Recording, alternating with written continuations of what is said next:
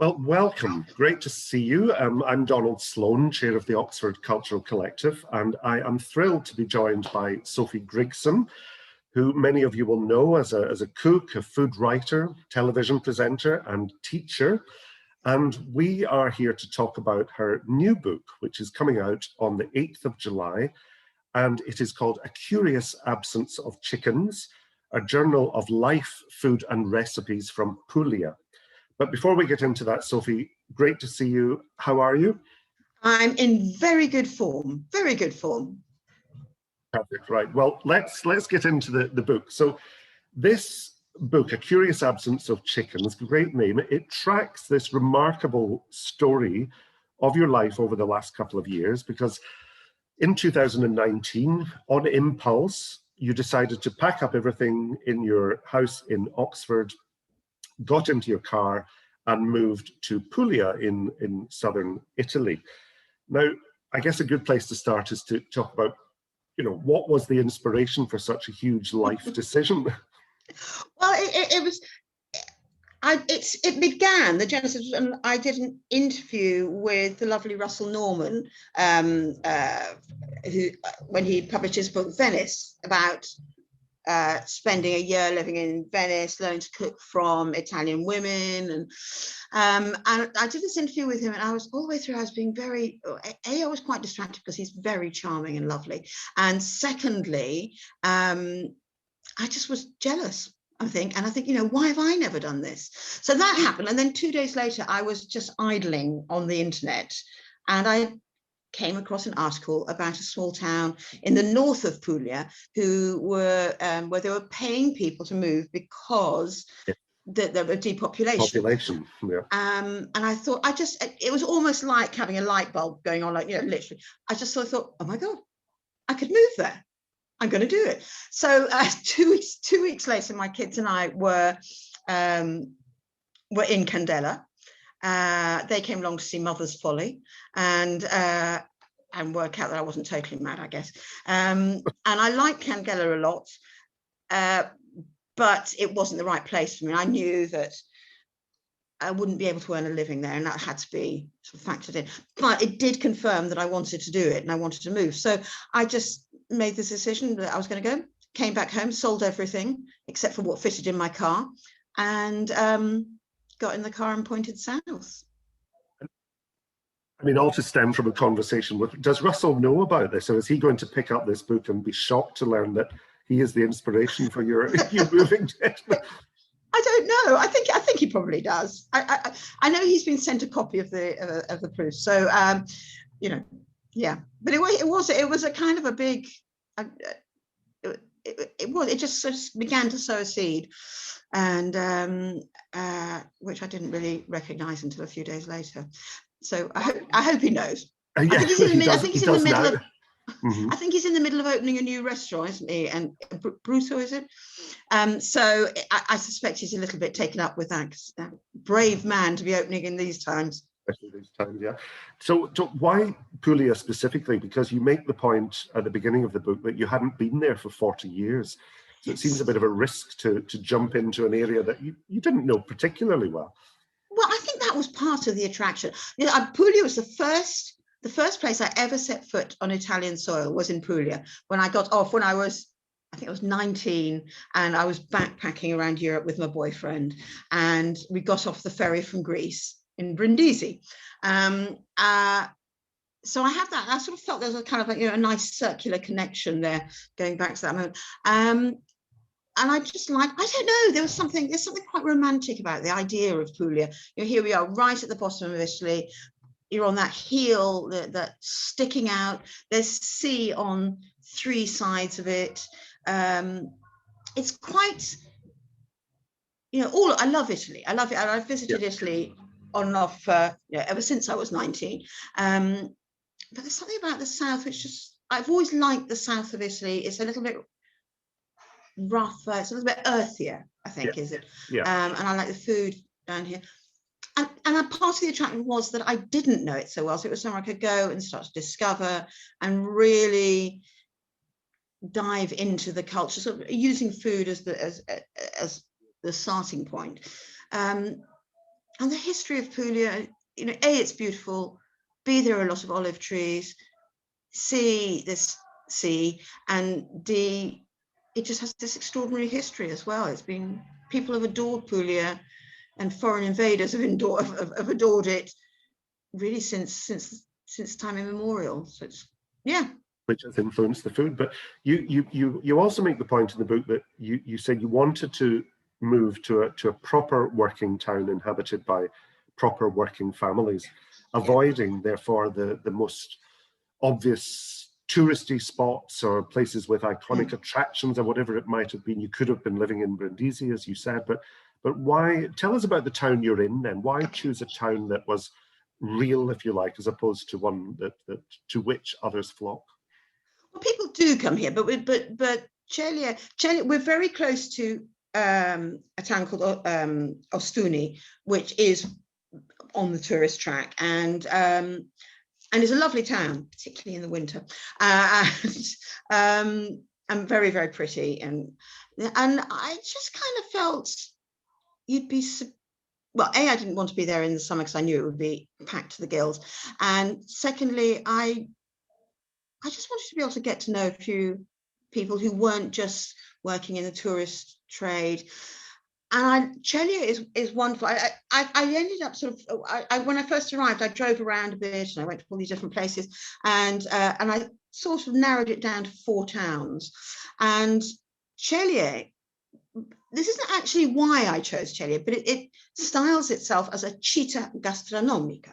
So a gastronomic town, and it does have a phenomenal number of restaurants, which vary in quality. Some are very good, some are not, and most are somewhere in between. But we do have a Michelin-bibbed restaurant, and we have a Michelin-starred restaurant here, so which I still haven't been to. And food is part of what makes the town tick. We also have a chef school as well, a chef training school here in the most beautiful cloister.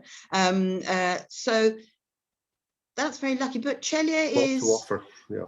It has a lot to offer, but it is still, but you know, there is no big tourist focal thing. People don't come here. They might be staying out in a villa or somewhere in the countryside, and they'll come in for a meal, but that's it. And so here in Puglia, you just feel you see real Italians at their most normal.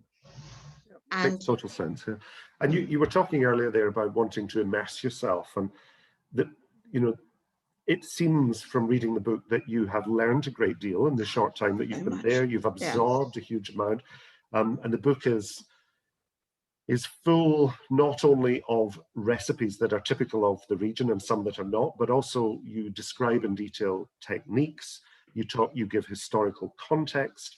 You tell us about, you know, from whom you learnt particular recipes and so on. But how did you approach this, sort of consciously immersing yourself, and how did you approach learning about local food and culture? Well, you know, I arrived at the beginning of the summer of 2019, so I had that nice arc before the pre-COVID arc, and one of my starting points was actually the woman who lives downstairs from me. So here it's very common to have that. I mean, I live in, I suppose, would you call it a maisonette? Is that what they call a maisonette? Basically, I've got the top 2 floors. The upstairs bit, yes. Yeah. So downstairs, Maria is, she's wonderful. She is a fantastic local cook. And so we kind of, you know, I speak basic Italian, so I can communicate very simply, but I can't do an in-depth conversation about anything except for, to an extent, food. And so we communicate through food, I think we want, and she's wonderful. She's quite imperative. So I will hear out of the window this voice say, Sophie, Sophia, scendi, come down. It's kind of a royal command. Decree, you must, and I know that on the whole, that tends to mean there is food being cooked. And I go down, she gives me something, and she's very generous. And we talk about food a lot. And I think how did I immerse myself? Well, just by being here and being interested. You know, it's that simple. And talking to people, reading a lot, and I use the internet a lot. I use it is an extraordinary medium now for research, because when you start diving in, there are local cooks of all sorts doing videos, and it's just fascinating. It means that I can access what somebody is making in 40, 50 miles away, and compare it to what they're making here. And every region, well, every small town in Puglia has its variations, sometimes on the same theme, sometimes on different themes. The dialects here are all different in each town, which is, I mean, I'm not even going. I understand a couple of words in Chieliese, but go 10 miles away to Martina Franca, and it's so I just, and it's just fascinating. It's just fascinating, and I sort of feel I've only just scraped away at the surface, and there's plenty more under there. And as you learn, as you immerse yourself in the way you're describing, what is it that you're beginning to love about Puglia? You describe the food as being very highly localized, indeed so are the accents and dialects, but is it about the fact that the food is reflective of the local landscape and terroir, that it's embedded in the culture, obviously the flavor? What is it that you're growing to love about Puglian culinary culture? Well, I mean, it is very, very much based on the terroir, as it were. I mean, things grow so well here. It is wonderful to see. I mean, even on my little balcony, I don't have a garden. I just have a little balcony. My basil. I'm looking at it right now, peering over the top of the laptop, and it's just growing like this. And things like that grow really well. And also Puglian food is. It comes out of a history of intense poverty. I mean, really, really. I mean, so you can say that about huge numbers of places. You can say that about places in the UK, but the poverty really was at times just unbelievable. And people wouldn't, your average Joe wouldn't have been able to afford cheese or meat or or good bread. A lot of times they'll be eating bread made from bean flour, sort of, I imagine pretty hefty stuff. And a worker might get a couple of slices of bread and an onion to go with it, a raw onion. So a lot of Puglia food stems out of that, and a lot of very creative cooks making use of very little. They'd had a lot of legumes, a lot of beans, lentils, some quite interesting black chickpeas, which I'd not come across before. And from that basis, from what grows easily here and poverty, come some amazing dishes. There's one dish well, lots actually, but there's one dish I love, which is called ciccheria tria. And tria is the pasta, which is a word that I think comes from Old Italian. I know it's still used in Sicily, and maybe actually a Moorish word. And the ciccherie are chickpeas. And this dish is very simple. You stew your chickpeas, you have some aromatics, classic little onion, celery, carrot, a sofrito, you make that. And you cook your chickpeas and you put them in the broth. And the broth is also animated by a small helping of cherry tomatoes. It's not a tomato sauce. And they use cherry tomatoes here are used often in summer cooking as a kind of adding of umami and an accent and a seasoning. An undertone, yeah. Yes, yeah. And then, but the magic of this dish is that then the pasta is, you make the pasta yourself. It's very basic flour and water pasta. Half of it is cooked in with the chickpeas, so it's quite a soupy base.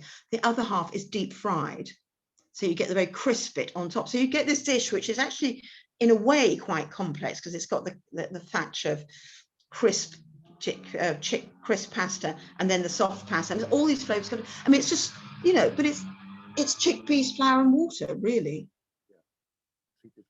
Oh, how much are you learning about the influence of the various peoples that have competed for Puglia over the years? You made that point at the beginning of the conversation, that it's been a much invaded part of Europe.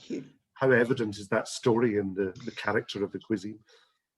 I think there's quite a lot of it that comes through. There are things like very, sandwiches here. If you want a lunchtime snack, you might well have a puche, which is a round bread, slightly hollow inside, which they split open and they fill with all kinds.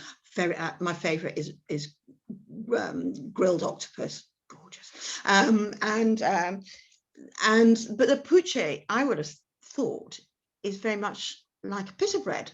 It's a bit thicker than a pita bread, and this part of it, not quite the bit I'm in, but just over to the side and down to the south, was Greece, was owned by Greece, was colonized by Greeks at one point. And there are, I still haven't managed to get down to the south because of all the various restrictions we've had. But down in the south, there's one area where they speak a dialect called Greco, which is a combination of Greek and other local and Italian, whatever. So there are traces like that, and I'm very excited. So I'm hoping now that we can travel. I'm having a slight issue with my car at the moment, but that's very tedious. That's to do with Italian bureaucracy. But once that's sorted, I want to go down to the south side. I know that down in the south you get all kinds of, you get a stronger Moorish influence. You get there's a friend of a friend brought me back blood sausage that you eat. You don't cook. You eat just slice. Although actually it's very good cooked as well. But it's flavored with chili and cinnamon, which is and apparently there's more spices used in the south, and that's a Moorish legacy. Fascinating to track the connections. But you made the point also that I found very interesting, that we have a tendency to romanticize the Mediterranean diet, including the Southern Italian diet, and we talk about it as if it has ever been thus, but actually the idea of the inclusion of rich cheeses and a variety of seafood and all sorts of wonderful things is a relatively new construct. And I think that's something that many of us overlook, in a sense. Yeah, well, I mean, we don't know it. And so the Mediterranean, this idea of the Mediterranean diet is really something, and that way of eating is something that really only fully came into existence in the last century, and particularly after the war, because I mean, apart from anything else, Italy was and still is incredibly regional, but it wasn't until 1861. It wasn't a country either. I mean, it was lots of separate little kingdoms or duchies, and so that idea of there being a more unified Italian cuisine is a very modern concept, and yes, people were not able to eat all these sort of luxuries. Well, they couldn't afford coffee, and it's very hard to imagine Italy without everybody nipping in for a quick espresso at the bar. But what you did have, because of poverty, was people ate a lot of legumes and vegetables. The Pugliese were known, or probably still are, known rather sneeringly as mangiafoglie, which means leaf eaters. And it's true, actually. They love greenery. They love green leaves. So but that comes out, I'm sorry, I'm saying the same thing really, but these were things that they could grow easily. And so they became a very, very important part of the diet. But but it was a diet that was very very low in protein. But one thing it had was green leafy vegetables and beans. Been supplemented since, yes. So, I mean, obviously you're talking about the variety of ingredients. The olive tree is absolutely central to the Puglian diet and revered, and many would say the best olive oil in the world comes from that region. But I hadn't realized something else that surprised me was this bacteria that is attacking the olive trees in a really devastating way in Puglia. I mean, and tell us about it. What's going on? Well, there's this. It's called Xylella, or I'm not quite sure. Everybody pronounces it slightly different. It starts with an X. It's all those odd words, and it's carried by insects, and the insects then well, and they have, so the insects, it's carried by insects, let's keep it simple, and it attacks olive trees. There at the moment, there is no known way of stopping it. And where I live, which is kind of fairly central Puglia, it's just beginning to make inroads. And I was looking at a friend's olive trees the other day, and they have a couple of branches which go, and you can see it because the bacteria basically, they suck all the juice out of the olive trees, and they just dry. They literally dry. If you go further south, down below Brindisi towards the beautiful town of Lecce, there are places where it's like driving through somewhere that's been hit by a nuclear bomb or something. It's like a war-torn field. Just these once lush groves of olive trees everywhere, just dried out hulks, and it's quite upsetting. I mean, it's hugely upsetting to drive through that. And that's just me as somebody who's an outsider, what it must feel like for the people who live there, whose livelihoods this is, and also the olive tree is so much a part of it. It's right there in the heart of and the soul of the Puglian population. It's so important, and just to see this kind of terrifying thing gradually moving up, and I don't know enough about what's happening, because it's quite difficult to penetrate all sort of legalese and things. And the government, there are grants, there is some research, but it's been here since, well, I can't remember, but it's been here for 7, 8, 9 years, maybe even a bit more. And you'd have thought by now they would be a bit more savvy on how to stop it changing. And there are people. Something that's so central not only to the cuisine but to the culture, and symbolically so important, and economically so important. It is tragic, isn't it? But on a much lighter note, the title of the book now, I think it's no less impressive for a lack of chickens, but it's obvious that chicken doesn't feature highly in the local diet, hence the title of the book. But you do come across one particular chicken recipe, and if you give the Italian name. Oh, do you know, I'm going to have to look it up. I've got my copy here, but it is, and can I do it without this? Polo. Oh no, I'm going to have to look it up because it's such a great name.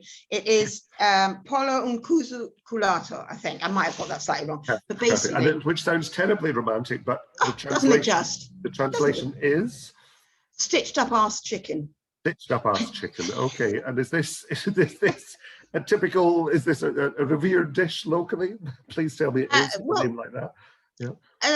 I think it's something that's made occasionally all around Puglia, and maybe more a bit sun. I haven't actually come across it right where I am, because you don't come across many chicken dishes, and it's so because I'd wondered after about 2 years here, I still had never seen, until 2 weeks ago actually, I'd never seen chicken on a restaurant menu, and which is a weird thing. I mean, coming from the UK, you think about the ubiquitous nature of it everywhere else, and no chicken. So, and I asked people, and they were saying, "Oh, well, maybe it's because it was a dish of the poor." But on the other hand, the dishes of the poor are on restaurant. They're just, people are very proud of their traditional dishes, and so it just obviously wasn't that. So anyway, I came across there's a wonderful Puglian comedian called Checco Zalone. I mean, he's an Italian. He makes films which are some of the biggest grossing Italian films there are, and he's very much rooted in Puglia, and he has a song. He's a comedian, isn't he? He's a comedian, yeah. And he has a song called Polo, it's stitched up ass chicken. And I came across this song when I was looking up things, and it was actually this big key. Oh my God! It's not only is it a funny song about cooking, it's a funny song about cooking chicken in Puglia. Woohoo! And the song in the song that is the song of the chicken complaining about having chili stuffed up its ass. I started researching this dish, and it all fell into place. So if in the past, if you were very lucky, you'd have chickens who would produce eggs, so you had a ready supply of eggs, and that was really, really valuable. So the last thing you were going to do is to chop up a nice tender chicken that could have laid you some eggs and eat it for Tuesday supper. So the only time you would